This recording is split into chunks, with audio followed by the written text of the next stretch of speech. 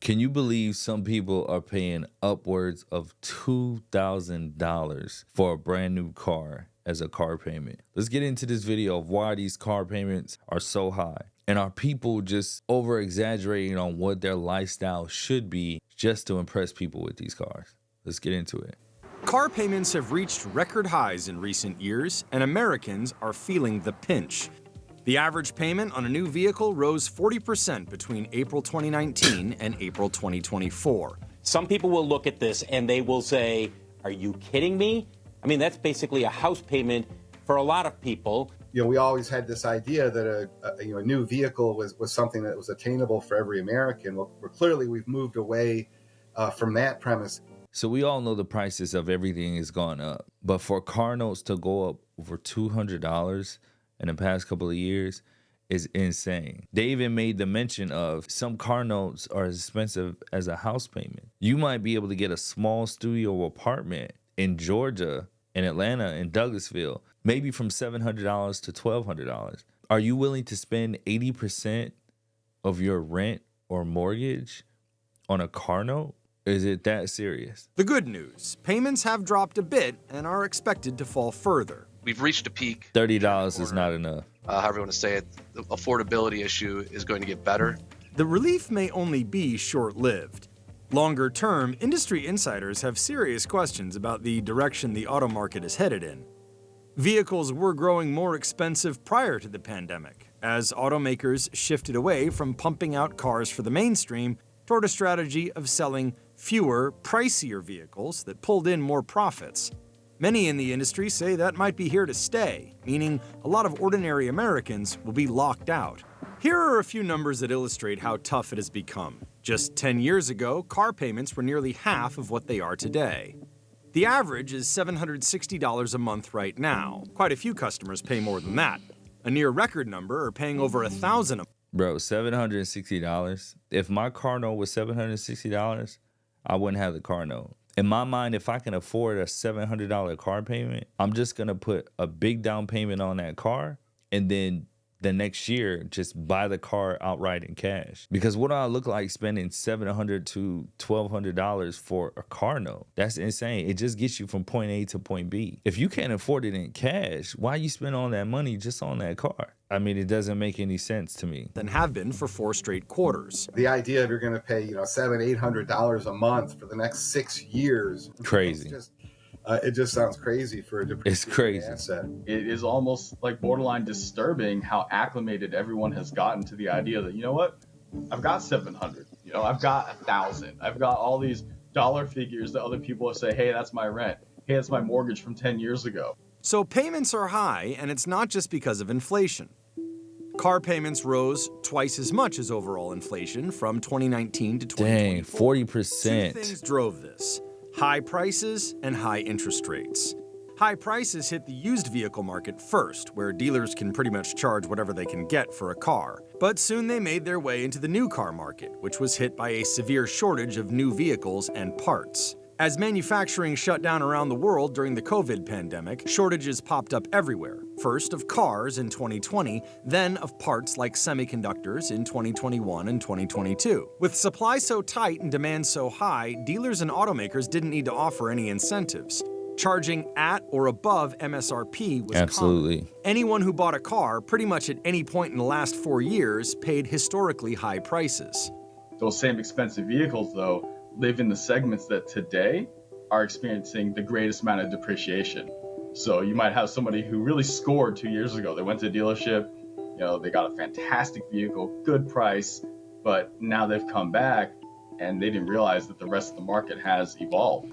So a car is one of those big purchases that as soon as you take it off the lot, the value of that car is going to go significantly down. I was in the cars with my boys, and my middle-aged son, he was sitting in the back seat, and there was this really nice car that drove right next to us. And he was like, Dad, what kind of car is that? And I can't remember what kind of car it was, right? It was a truck. I think it was, it was like an Escalade or something like that. And he was like, how much do you think that car is? And I said, it's probably like 60 or 70,000. He's like, 60 or 70,000? Why would somebody spend $60,000 to $80,000 on a car? He said, do you think they can actually afford that car? And for him to say that, I'm like, yeah, he's thinking the right thing. Like, there's so many people that purchase these cars that can't afford it just to look good for people that they don't like. So instead of you having that car payment that's $700 to $1,200, you can be investing that money in the stocks. You can be putting it aside to start you a side business. But instead, you want to spend almost majority of your rent on a car note. Now, on the other hand, I understand that you got to get around to where you need to be, but these car manufacturers know exactly what they're doing. You go to these dealerships, you deal with these dealers and all these different things, and they're going to charge you as much as they can for this car. I saw this funny TikTok where this guy was demanding to have this car that costs over $100,000, but his credit score was like 440. And the dealer was like, wait, excuse me? Like, are you really trying to get this car and demanding that you get this car? Bro, that interest rate is going to be so high, you're going to price yourself out the game. All I'm saying is buy something decent, save your money, and invest it in another area. As long as you got something that's reliable, bro, who cares? Unless you can pay for it in cash. You can pay for it in cash, that's all good and well. My homeboy bought a $200,000 Aston Martin. He can afford that. He can do that. I'm super happy for him. The car is beautiful, but for the average person, they can't afford that. So just get something that you can get from point A to point B. Ain't nobody stunting with no cars and trying to show off with their cars no more. Everything's way too high for that. You're gonna see that sticker on that car and be like, what? What is going on? Like, is this the right decision that I'm making? Because them car prices is crazy. Federal Reserve set its target interest rate at 5.25% to 5.5% in July 2023. That isn't the actual rate someone will pay for a car loan or mortgage, but it does affect the overall cost of borrowing. Today, auto loan rates are just above 7%. In March 2022, before the Fed started raising rates, they were closer to 4%. This is a significant jump. Not only are people paying more for their auto loan, but they're also paying more for the price of the car. So that combined higher prices plus higher loan rates makes car affordability particularly challenging for a lot of people trying to buy a car these days. So I was literally just on a coaching call a couple of weeks ago, and I was talking to one of my mentees, and he was talking about purchasing a new car. And I was telling him, I was like, you can't think about how much it's gonna cost. You have to think about what you're gonna miss out if you don't get that car. Meaning, if you don't get the car, would you lose a lot more money compared to if you had the car? Would you be making more money than what you would be losing? And we started talking about different conversations and him and his girl and all these other things. Then I also mentioned to him, like, look, if you're a man, bro, and you're trying to lead with your card to get a woman, then that woman probably don't want you for you. She probably wants you because of the things that you have. So you shouldn't be trying to get a car to impress a woman.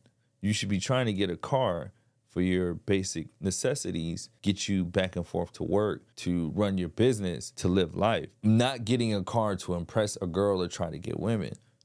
Because again, if you're leading with that from the beginning, she's not gonna want you anyway. So you can avoid a woman that don't want you, that just wants you for just the money. And you can also avoid paying a high car note because of these high interest rates. Like, you gotta be able to see those things. But I get it. You just want to stunt. You just want to do your thing. But when that car gets repossessed because you can't pay that car note, then that's going to be a whole nother story. In addition, an alarming trend has taken root within a segment of borrowers. Those who decide to get a new car when the one they're driving is worth less than the money they owe on it. Something called negative equity. The average amount on those trade-ins hit an all-time high in the first quarter of 2024. Almost 25% of purchases were made by customers with negative equity, nearly 10% more than just a couple years earlier.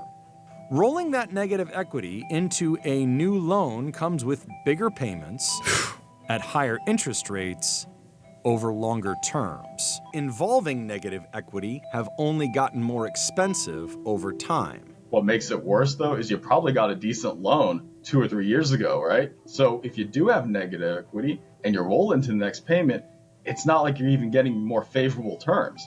Like, unless you get a subvented APR from the automaker, you're really compounding this problem. Because again, at 7-8%, that first month payment, that first year's payments, a lot of that's interest. You're not going to dig yourself out of this hole. And finally, consumers want fancier cars, and car makers have capitalized on that. Why are people willing to pay these high interest rates and pay these high car notes just for a car? Yes, everything has went up, but is it worth it to spend all this money on a brand new car where you can still get something really nice and real reliable at the same time? Me personally, I don't know many people with a 2024 year of their car. What sense does that make? So y'all help me make some sense of it. Is it a good idea to get you a real reliable car and pay a lot of money? Or is it a better idea just to get you something reliable? But nonetheless, just don't get you a beater or a lemon, because that'll be a whole nother problem. But save your money, boys. Save your money. Get you something reliable. Pay for it in cash. And own a car outright. Don't spend a ridiculous amount of money on something that you can't keep up with.